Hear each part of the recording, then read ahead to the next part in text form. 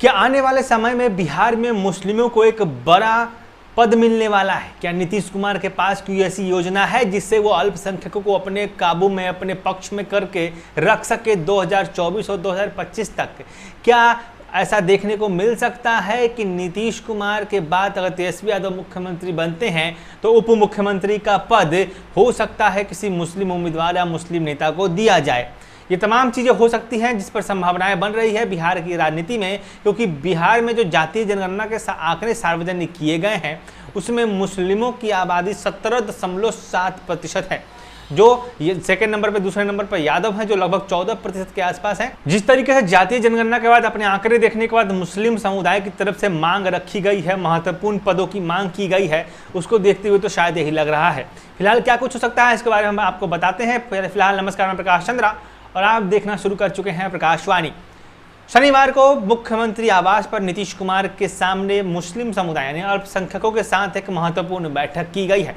इस बैठक के बाद जो परिणाम निकला है उसमें ज़्यादा कुछ तो पता नहीं चला है, लेकिन जितने भी मुस्लिम अल्पसंख्यक समुदाय के नेता आए थे, वहाँ प्रतिनिधि पहुँचे थे, उन सब ने बाहर निकलकर यही कहा है कि नीतीश कुमार को 2024 में पीएम बनना है, प्रधानमंत्री बनना है, और हो सकता है कि उसके लिए उन्होंने अल्पसंख्यकों के लिए कोई बढ़िया सा प्लान तैयार करके रखा है। सभी अल्पसंख्यक नेता काफ़ी खुश नजर आए और सब ने एक ही स्वर में यही कहा है कि 2024 के लोकसभा चुनाव में नीतीश कुमार की सरकार को, महागठबंधन को 40 के 40 सीटों पर जिताकर लोकसभा में भेजना है। तो ऐसा क्या कह दिया नीतीश कुमार ने, ऐसा क्या प्लान नीतीश कुमार के नज़रिए से उनके सामने रखा गया है, ये अब सवालों का एक सिलसिला उत्पन्न कर रहा है। इस बैठक में ललन सिंह भी मौजूद थे और जो जानकार बताते हैं कि जिस तरीके से जातीय जनगणना के आंकड़े सार्वजनिक करने के बाद जो 17.7% की आबादी मुस्लिम समुदाय की आई है, और उसमें कहीं ना कहीं उसके बाद जो मुस्लिम समुदाय है, चाहे वो कोई भी पार्टी हो, यहाँ तक कि AIMIM जो कहा जाता है कि ओवैसी की जो AIMIM है वो बीजेपी की बी टीम है, उसने भी नीतीश कुमार की तारीफ कर दी है और कहा है कि बहुत बढ़िया काम किया है। तो नीतीश जो विपक्ष है, जो मुस्लिम समुदाय के जो मुस्लिम वोटरों पर जो आधारित पार्टियां हैं, जो मुस्लिम की राजनीति करती हैं, उन लोगों ने भी नीतीश कुमार का शुक्रिया अदा किया है। तो कहीं ना कहीं मान के चला जा रहा है कि हो सकता है नीतीश कुमार, क्योंकि कहा जा रहा है कि 2025 में तेजस्वी को मुख्यमंत्री बनाया जाएगा, तो तेजस्वी यादव को मुख्यमंत्री बनते हैं तो उप मुख्यमंत्री कौन बनेगा, या फिर बिहार के जो बड़े विभाग हैं, चाहे वो गृह विभाग हो, चाहे वो कानून विभाग है, वो सब विभाग है जो महत्वपूर्ण विभाग माने जाते हैं, वो किसको दिया जाएगा। तो कहा जा रहा है ऐसा कि नीतीश कुमार या फिर तेजस्वी यादव मुस्लिमों की आबादी को अपने पक्ष में रखने के लिए ऐसा कोई फैसला ले सकते हैं जिसमें मुस्लिम प्रतिनिधि को, मुस्लिम नेता को या फिर उप मुख्यमंत्री की कुर्सी जो है वो मुस्लिमों के लिए रखा जाए। मुख्यमंत्री तेजस्वी यादव बनेंगे, लेकिन अगर नीतीश कुमार फिर से तेजस्वी यादव, हालांकि नीतीश कुमार प्रधानमंत्री की रेस में है, लेकिन अगर नीतीश कुमार फिर से मुख्यमंत्री बनते हैं, तेजस्वी यादव को उप मुख्यमंत्री ही रहना पड़ता है, तो भी मुस्लिम समुदाय को एक बड़ा पद दिया जाएगा, ऐसा मान के चला जा रहा है। आज शनिवार को जब नीतीश कुमार के साथ मुस्लिम समुदाय की बैठक हुई है, राज्य के विभिन्न जिलों से अल्पसंख्यक समुदाय के लोग वहां पहुंचे थे और वहां पहुंचकर एक बैठक हुई है, जिसके बाद सबने यही कहा है एक स्वर में कि 2024 में किसी भी तरीके से नीतीश कुमार को जितवाना है।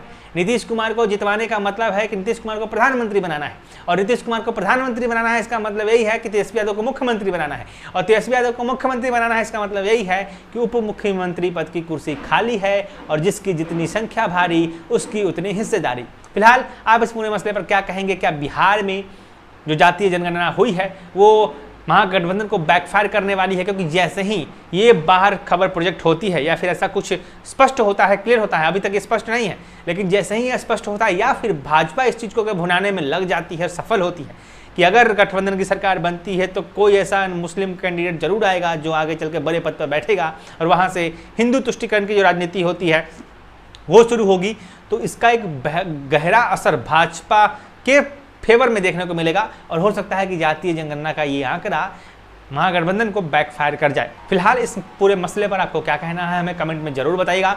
मेरा प्रकाश चंद्रा, वीडियो अगर यूट्यूब पर देख रहे हैं तो चैनल को सब्सक्राइब कीजिए, फेसबुक पर देख रहे हैं तो पेज को फॉलो कर लीजिएगा। अगली अपडेट के साथ जल्द मिलते हैं आपसे, तब तक के लिए जुड़े रहिए हमारे साथ, देखते रहिए प्रकाशवाणी।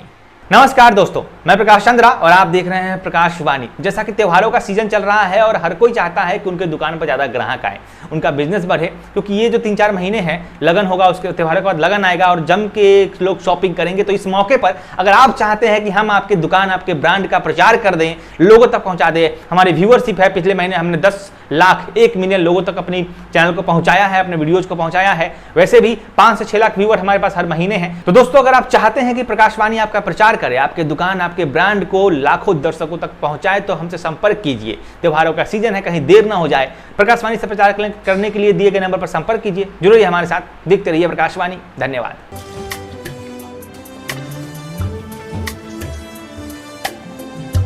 जय बिहार सरसों तेल, सस्ता नहीं, कुछ अच्छा खाइए।